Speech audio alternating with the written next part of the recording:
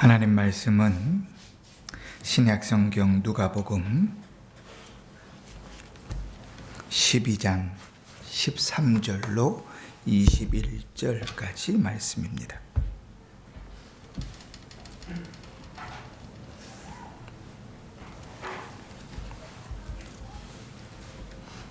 제가 봉독할 때 하나님의 음성을 들으시길 바랍니다. 무리 중에 한 사람이 이르되 선생님, 내 형을 명하여 유산을 나와 나누게 하소서 하니 이르시되 이 사람아, 누가 나를 너의 재판장이나 물건 나누는 자로 세웠느냐 하시고 그들에게 이르시되 삼가 모든 탐심을 물리치라. 사람의 생명이 그 소유에 넉넉한 데 있지 아니하니라 하시고 또 비유로 그들에게 말하여 이르시되 한 부자가 그 밭에 소출이 풍성하매 심중에 생각하여 이르되 내가 곡식 따 쌓아둘 곳이 없으니 어찌할까 하고 또 이르되 내가 이렇게 하리라. 내 곡간을 헐고 더 크게 짓고 내 모든 곡식과 물건을 거기에 쌓아 두리라.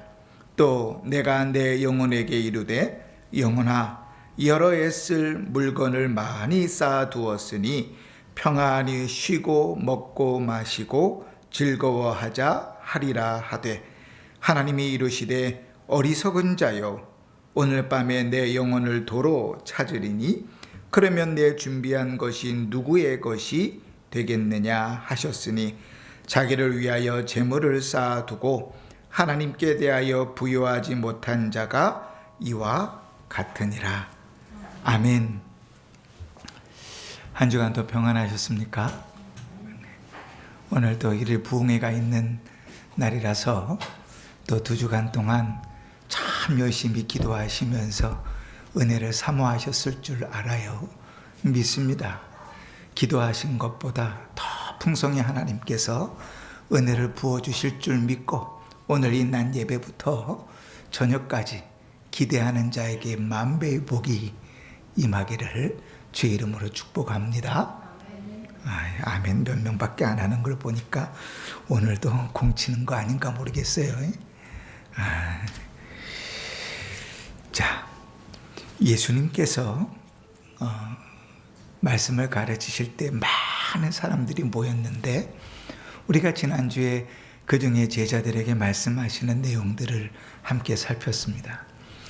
제자들에게 말씀을 가르치고 있는데 어떤 한 사람이 와서 예수님께 유산을 나누는 문제에 대해서 해결해 달라고 요청합니다. 예수님께서 그 요청을 거절하시죠. 그리고 나서 한 가지 예화를 가르치시면서 예화를 말씀하시면서 이야기들을 이끌어 가십니다. 그러면서 주님께서 말씀을 어떻게 마무리하시냐면 이 어리석은 자요 이렇게 말합니다. 이 어리석은 자요. 그러니까 이 어리석은 자요 하는 말은 유산을 나눠달라고 얘기하는 그 사람을 향하여 하는 이야기이기도 하고 또 한편으로는 한 예화 속에 나오는 부자를 향하여 하는 이야기이기도 하지만 또 그들과 같이 살아가는 자들을 향한 주님의 말씀이죠. 이 어리석은 자요. 이게 우리식으로 좀 와닿게 하려면 이 바보야 이런 뜻입니다. 이 바보야. 그런데 여러분 이게 왜 바볼까? 왜 바볼까? 이 어리석은 자요. 이렇게 책망을 들을 만할까? 미안합니다. 조금만 계속 하우링이 나는데 줄여주세요.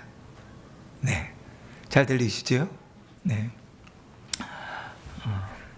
어리석을 이유가 없는데 주님께서 이상하게 바보야, 이 어리석은 자야 라고 이야기하시는 거예요. 한번 생각해 봅시다. 어떤 사람이 와서 유산을 나눠달라 그랬습니다. 그 자기하고 형하고 유산 분배를 갔는데요. 유산을 분배하는 일에 있어서 뭔가 마음이 안 맞는 것 같아요. 그죠? 우리가 율법을 보면 성경에 이제 민수기 26장부터 쭉 이어서요. 그 율법, 유산을 나누는 사례들을 쭉 나열합니다. 그죠? 유산은 이렇게 나누는 것이다. 그 누구는 장자는 2배를 받고 뭐 쭉 나와요. 그런데 문제는 뭔가 하면 그렇게 내용이 자세하게 나와 있다 할지라도 결정을 내려야 될 때는 이게 쉽지 않은 거예요. 자, 예를 들어서 내 부모님이 1,000만 원이 있다고 합시다. 아니 900만 원이 있다고 합시다. 그러면 형제가 둘이에요. 그러면 얼마씩 나눠 가지면 돼요? 율법을 따르면 형은 얼마를 받아요? 그죠? 600만 원을 받죠. 그죠? 동생은 얼마를 받아요? 300만 원을 받아요. 왜요? 장자는 2배를 받으니까. 그죠? 이렇게 돈이 딱 떨어지면 문제가 없어요. 문제는 뭔가 하면 땅, 집, 뭐 이런 것들이 있잖아요. 딱 떨어지지 못하는 것. 그러니까 분명히 율법에 그러한 사례와 규례들은 있는데 실질적으로 그걸 적용하려면 쉽지 않아요. 그래서 당시에는 그런 문제들, 사법적인 문제들을 누가 감당했냐면 랍비들이 감당했습니다. 그러니까 선생님들이죠. 그 랍비들이 가진 그 권위와 지식으로 그 일들을 배분하는 일을 했어요. 그러니까 이 부자 사람이, 이 한 사람이 예수님께 나와서 예수님, 내 형이 나와 유산 나누는 일에 대해서 좀 중지해 주십시오 라고 얘기할 때 예수님께서 이렇게 얘기하시잖아요. 이 사람아, 누가 나를 너희의 재판장이나 물건 나누는 자로 세웠느냐? 이렇게 말씀하시는 걸 보면 야, 참 이 사람 무례하구나 이렇게 생각할 수 있지만 사실은요, 이 사람이 예수님을 랍비와 같은 수준으로 높이 보고 있는 거예요. 근데 예수님은 거절하십니다. 그러면서 무슨 얘기를 하시냐면 바로 15절에 그들에게 이르시되 삶과 모든 탐심을 물리치라 이렇게 말씀을 가르치세요. 그러니까 거절하신 이유가 그들이 갖고 있는 율법과 전례를 따라서 일한 것 때문이 아니라 뭐 때문에? 그 중심에 탐심이 있기 때문에. 예수님께서 예를 한 가지 드세요. 한 부자가 있습니다. 원래 가난했는데 일확천금을 얻어 부자가 된 사람이 아니고 한 부자가 있어요.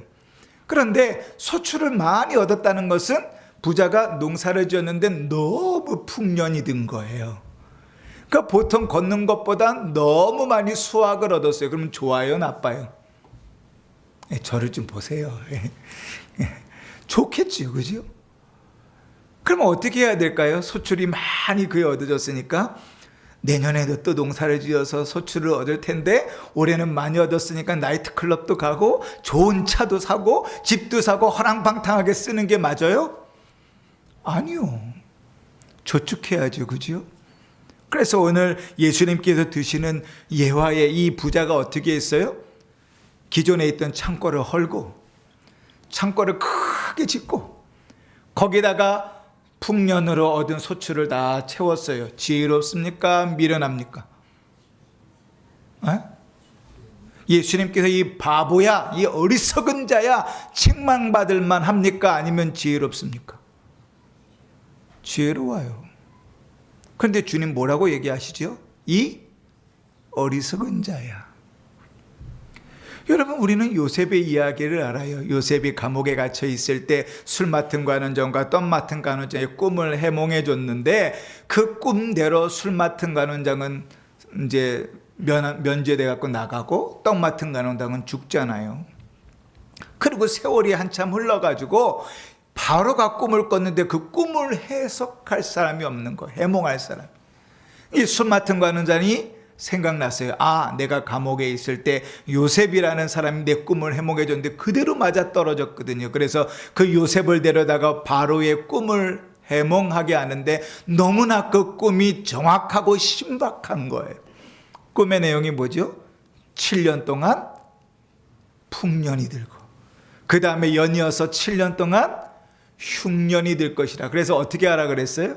요셉이 어떻게 했죠? 7년 동안 풍년이 들 때 흥청망청 다 쓰고 흉년이 들어서 쫄딱 쫄딱 망해서 죽었나요? 어떻게 했어요?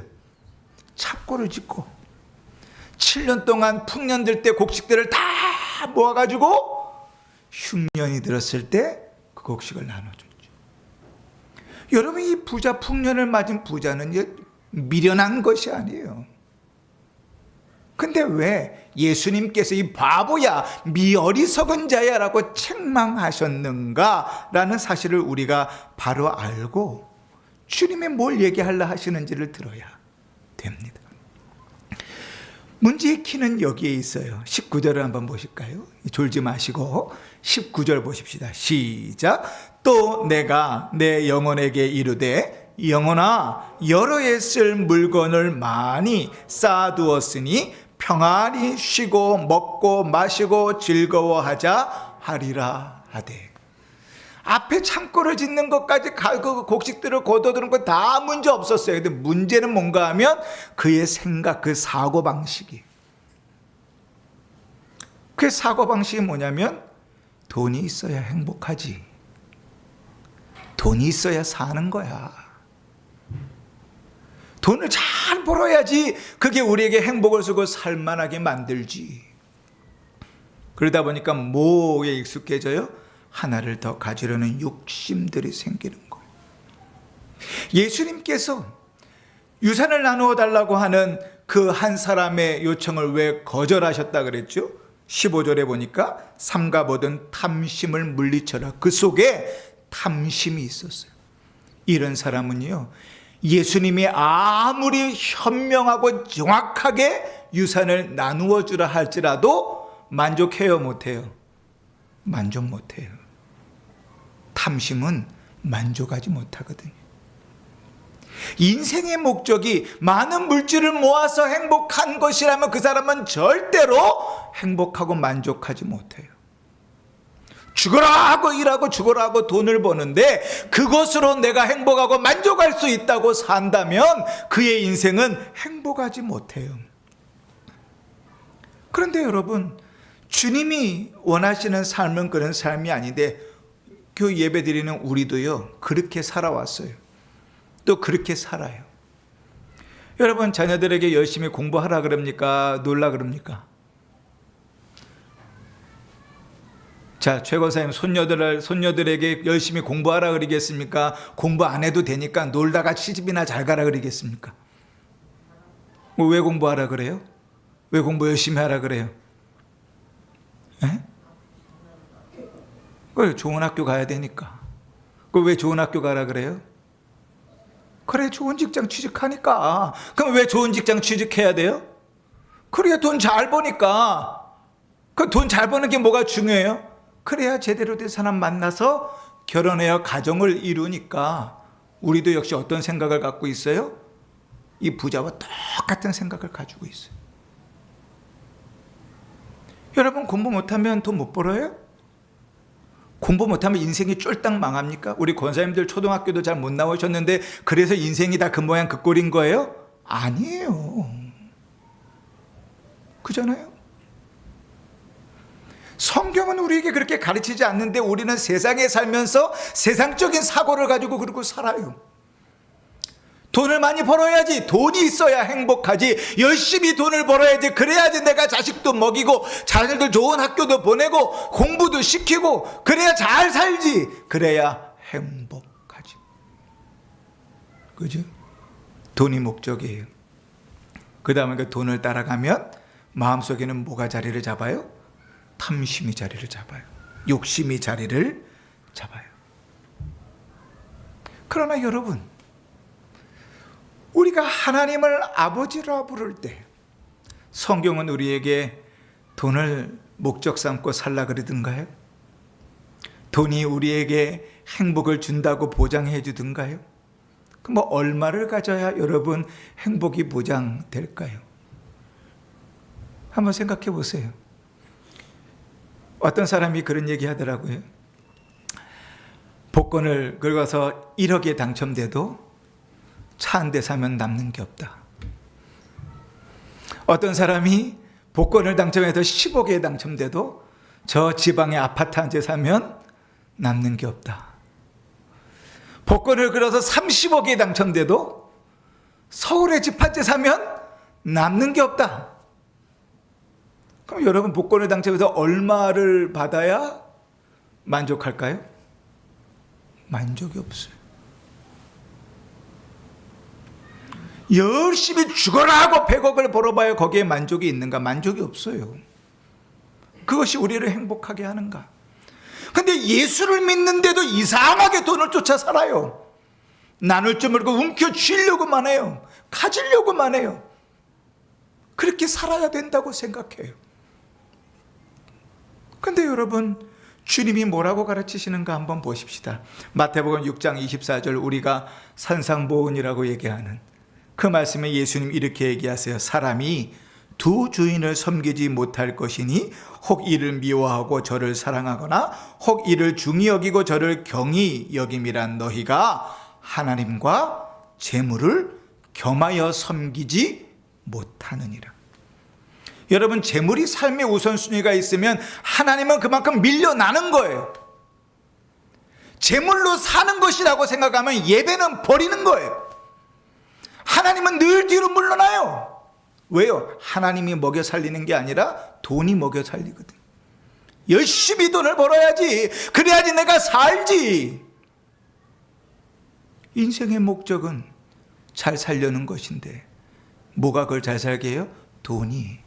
그런데 예수님 명확하게 가르치세요. 하나님과 재물은 겸하여 섬길 수 없다. 그럼 우리가 어느 쪽으로 더 가야 돼요? 하나님으로 더 가야죠. 하나님이 기뻐하시는 것으로 더 가야죠. 하나님이 즐거워하는 일을 더 했어야죠. 내가 돈을 좀 적게 벌어도, 돈을 좀 벌지 못해도 주님이 기뻐하시는 삶을 살아야죠. 그 예수님께서 말씀하시는 거잖아요. 심지어 주님 뭐라고 얘기하시는가? 골로새서 3장 5절에 그러므로 땅에 있는 육체를 죽이라. 곧 음란과 부정과 사악과 악한 정욕과 탐심이니 탐심은 우상 숭배니라. 여러분, 하나님께서 제일 싫어하는 것 중에 하나가 뭐예요? 우상 숭배. 나는 질투하는 하나님이다. 우상 숭배하지 말아라. 그런데 탐심이 뭐라고요? 우상 숭배라고요. 우리는 계속 그쪽으로 가요.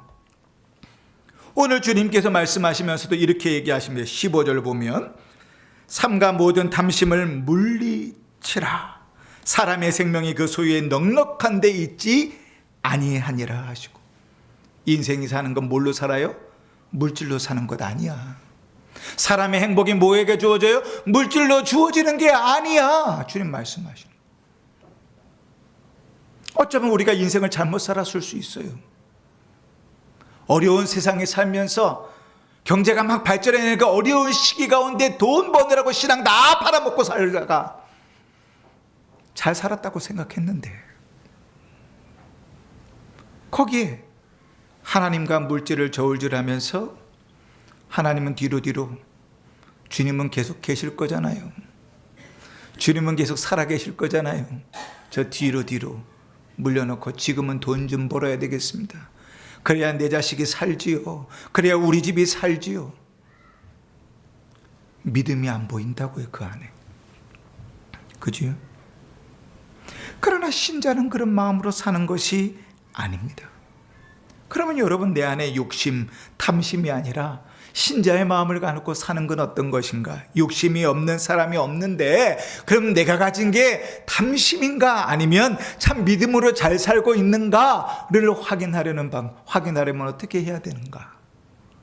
세 가지 여러분에게 기준을 드립니다. 첫 번째 뭔가 하면 내 안에 감사하는 마음이 있는가? 내 삶에 감사하는가? 나에게 주어진 물질을 감사하는가? 내가 연봉을 더 받아야 되겠어요. 이런 마음이 있을 수 있어요. 그거 말고 감사가 있는가? 그죠? 당연히 받는 것이야. 내가 얼마나 열심히 했는데 야근도 하고 밥도 제대로 못 먹고 힘쓰고 애써서 내가 하루에 2탕 3탕 뛰면서 얼마나 열심히 해서 돈 벌었는데 하나님 뭐 보태준 거 있나? 내가 열심히 해서 벌었는데 그런가요? 우리 믿음의 고백은 뭡니까? 우리는 열심히 일했어요. 그러나 얻어진 소득은 누가 주셨다고 믿어요? 하나님 주셨다. 여러분, 그 믿음으로 11절 드리잖아요. 그죠? 도박하는 거 말고 그 믿음이 없이 11절 드리면 도박이고, 그 믿음을 가지고 11절 드리면 그건 믿음이죠. 주님, 내가 열심히 일해서 내가 이런 소득을 얻었는데 이거 다 주님 겁니다. 그지? 그 고백을 10분의 1을 담아서 드려요. 나머지 10분의 9로 살면서 하나님께서 주신 물질로 살아간다고 믿는 것. 오늘 하루하루를 살 때에도 하나님께서 일용할 것을 베푸셔서 내가 살아갈 수 있는 힘과 능력과 물질과 재능과 여건들을 하나님이 주셔서 산다고 믿는 것. 그런 믿음이 있을 때 신자는 제일 먼저 보이는 반응이 뭔가? 감사해요. 여러분, 물질이 주어졌는데 감사할 수 없다면 여러분 살아있는 거예요. 내가 살아있는 거예요. 그러나 주님의 마음은 아니에요. 두 번째로요, 어떻게 해야 되는가? 두 번째로 신자는 하나님을 주인으로 모시며 살아야 돼요. 여러분, 우리가 하나님 아버지 이렇게 부릅니다. 그죠? 아까 기도할 때 기여 주여 이런 얘기들도 누가 하시던데, 주여, 하나님을 누구라는 거예요? 주인이라는 얘기죠. 하나님 아버지, 하나님이 누구라는 거예요? 아버지라는 거죠. 이 세상에 어떤 부모가 자식을 낳고 돌아보지 않는 부모가 있는가? 어떤 주인이 자기 종을 챙기지 않는 주인이 있는가? 그죠? 우리 인생의 고백은 뭡니까? 하나님이 우리 아버지이십니다. 그럼 아버지가 우리 인생을 책임지신다는 믿음이 있어야죠. 하나님은 계속 약속하시거든요. 마태복음 6장에 그러므로 염려하여 이르기를 무엇을 먹을까, 무엇을 마실까, 무엇을 입을까 하지 말라. 이는 다 이방인들이 구하는 것이라. 너희 하늘 아버지께서 이 모든 것이 너희에게 있어야 될 줄을 전혀 모르시니까 열심히 기도해라 그러셨어요? 아시느니라. 근데 입으로는 아신다고 얘기하는데 내가 돈을 벌어야지만 살아. 내가 돈을 벌어야지만. 이 돈이 없으면 난 죽을 것 같아. 이 정도는 못 벌면 안 될 것 같아. 내가 버는 걸로는 인생이 불확실해. 결혼도 안 하고 자식도 안 낳고. 그죠? 거기에 믿음이 어디 있는가? 하나님을 아버지로 고백하는 그 믿음이 어디 있는가? 그러나 하나님께서 우리 인생을 책임지신다고 믿는다면, 탐심으로 살아갈 것이 아니라 주를 위하여 살아간다고 우리를 책임지시는 하나님을 믿는 믿음으로 살아간다고 생각한다면, 우리는 그냥 돈을 쫓아 사는 삶이 아니라 하나님의 기쁘신 뜻을 쫓아 살아가는 자여야 돼. 하나님 기뻐하실까? 그지? 우리 삶은 그래요. 히브리서 13장 5절에 돈을 사랑하지 말고 있는 바를 족한 줄로 알라. 우리는 늘 어때요? I'm still hungry. 늘 우리는 부족해요. 우린 늘 부족하대요. 하나님 부어주고 채워줘도 늘 부족하대요. 그런 사람은 죽었다 깨나도 채워지지 않아요. 탐심은 채워지는 게 아니에요. 그러나 주님이 이렇게 얘기하세요. 돈을 사랑하지 말고 있는 바를 족한 줄로 여기라. 그가 친히 말씀하시기를 내가 결코 너희를 버리지 아니하리라. 너희를 떠나지 아니하리라 하셨느니라. 할렐루야. 아멘이죠. 하나님 우리를 붙들고 계신다고요. 우리 아버지께서, 우리 주인께서 우리 인생을 책임지신다고요. 내가 주일 반납하지 않고 믿음 팔아먹지 않고 주를 위하여 살아가면서 그만큼 일해도 주님 우리 인생 책임지신다고요. 근데 우리가 그 믿음 갖는 게 너무 어려워요. 하나님의 아버지라고 믿지 않거든요. 하나님이 우리 인생을 책임지신다고 믿지 못하거든요. 열심히 일하지 말라는 게 아니에요. 직장 때려치라고 얘기하는 게 아니에요. 주어진 삶에 최선을 다해 살아야지요. 그게 하나님께서 우리에게 허락하신 삶입니까요. 그러나 그 물질이 우리의 삶을 행복하게 하지 않는다니까요. 그 물질이 우리를 살게 하지 않는다니까요. 그 물질이 우리를 더 낫게 만들지 않는단 말이에요. 세 번째로, 오늘 주님께서 뭐라고 말씀하시는가? 신자는 하나님을 부유하게 사는 자다. 21절 보십시다. 자기를 위하여 재물을 쌓아두고 하나님께 대하여 부유하지 못한 자가 이와 같으니라. 하나님 뭐라 그래요? 하나님께 대하여 부유한 자가 되기를 원한다. 자기에게 대하여 부유한 자가 아니라 내 통장에 돈이 더 쌓이는 것으로 만족하는 자가 아니라 뭘로요? 하나님께서 부유한 자가, 하나님께서 기뻐하시는 자가, 주를 위하여 부유케 하는 자가 더 복되다고 주님 말씀하고 계시는 거예요. 그렇게 살지 않으니 어리석다라고 말하는 거예요.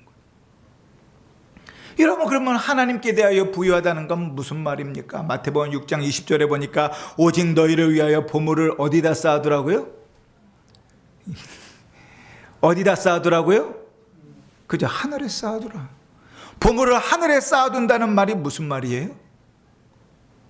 보물을 하늘에 쌓아두라는 말이 무슨 말입니까? 우리 너무 잘 아는데 하늘에 쌓아두라는 말이 무슨 말이에요? 누가복음 12장에 보면 이렇게 말씀해, 너희 소유를 팔아 구제하여 낡아지지 아니하는 배낭을 만들라. 곧 하늘에 둔 바 다함이 없는 보물이니. 뭐 하라고요? 돕고 섬기라고요. 우리에게 주어진 물질을 나누며 살아가라고요. 물질이 목적이면 그게 안 돼요. 물질이 목적이면 내가 움켜쥐어야지 살죠. 근데 하나님께서 물질을 통하여 나에게 부어주실 때 그 물질을 흘러가게 하면 하나님의 역사는 거기에서 일어나요. 왜 이 어리석은 자라고 한 부자가 책망을 받았습니까? 지혜롭게 창고를 지어놓고 그는 이렇게 생각해, 이제는 놀고 먹어도 되겠구나. 뭐가요? 이 정도 물질이면 내 인생은 행복하겠다고 착각하는 거예요. 여러분, 하나님께서 물질을 주셨으면 물질을 드신 뜻이 있어요. 여러분, 가끔 그럴 때가 있잖아요. 생각지 못했던 돈이 들어올 때가 있어요. 그죠? 우리 성도님들은 그런 경우는 없는가 봐요. 가끔씩 생각지 못한 목돈이 들어올 때가 있어요. 계획이 없는 돈이 들어올 때가 있어요. 그러면 저는 두 가지 마음이 들어요. 한 가지 마음은 두려워요. 왜요? 쓸데없이 주어지는 돈은 없거든요. 그리고 한 가지 마음은 좀 두근두근해요. 하나님 또 어디 쓰시려고 나에게 이렇게 돈을 주시나. 그래요? 여러분, 그런 생각들 해보셨어요? 어떨 때 먹을 것이 많이 들어올 때가 있어요. 어떨 때 내가 뭔가를 많이 가질 때가 있어요. 그럴 때 여러분 어떤 생각 드세요? 썩어 버릴지라도 절대로 남은 주지 않아요? 가지고 있다가 거의 썩을 것쯤 되면 그때 나눠줘요? 그런가요? 주님이 우리의 생각을 넘어가게 하시면 그건 뭐예요? 흘러보내라는 거예요. 그게 은혜예요. 그게 은혜. 흘러보내는 거예요. 디모데전서 6장 17절 이하에 내가 이 세대에서 부한 자들을 명하여 마음을 높이지 말고 정함이 없는 재물에 소망을 두지 말라. 오직 우리에게 모든 것을 후히 주사 누리게 하시는 하나님께 두며 선을 행하고 선한 사업을 많이 하고 나누어 주기를 좋아하고 너그러운 자가 되라. 하나님 주시면 나를 통해서 흘러가게 만들어야 돼. 그게 하나님 일하시는 거예요. 여러분, 우리 인생은 어떻습니까? 여러분, 돈이, 재물이 우리의 인생을 행복하게 만들 것 같습니까? 여러분 열심히 살아서 지금 이 정도 사시는데요. 더 믿음을 지켜서 지금보다 못한 삶이 됐을 것 같습니까? 저는 그렇게 생각하지 않아요. 더 힘쓰고 더 했으면, 더 믿음으로 살아가면 하나님 그 인생을 책임지시겠죠. 주님이 기뻐하시는 모습으로 더 아름답게 우리를 빚어가실 줄 믿습니다. 우리 인생을 어떻게 삽니까? 물질에 소망을 두고 산다면, 그것이 목적이 되어 산다면, 그것이 우리의 삶을 안락하고 편안하게 만들 줄 생각한다면 주님은 이렇게 말씀하십니다. 어리석은 자여, 그 생각을 갖다 버려라. 인생이 그렇게 사라지는 것이 아니다. 우리에게 주어진 삶에 감사하는 삶을 사십시다. 우리에게 주어진 삶을 주님으로 우선 삼고 살 때 하나님 아버지께서 우리를 책임진다는 그 믿음을 가지고 사십시다. 그 믿음을 가지고 살아갈 때 하나님께서 그의 걸어가고 선하신 때대로 우리를 빚어가실 줄을 믿고 살아가십시다. 우리에게 주어진 삶들을 열심히 살 때 그 삶 속에서 하나님의 역사를 경험하며 믿음으로 살아가 하나님을 기쁘시게 하고 그 하나님께서 아름답게 우리를 빚어가는 은혜의 삶이 되시기를 주의 이름으로 축원합니다. 아멘. 찬송가 370장 찬송하십시다.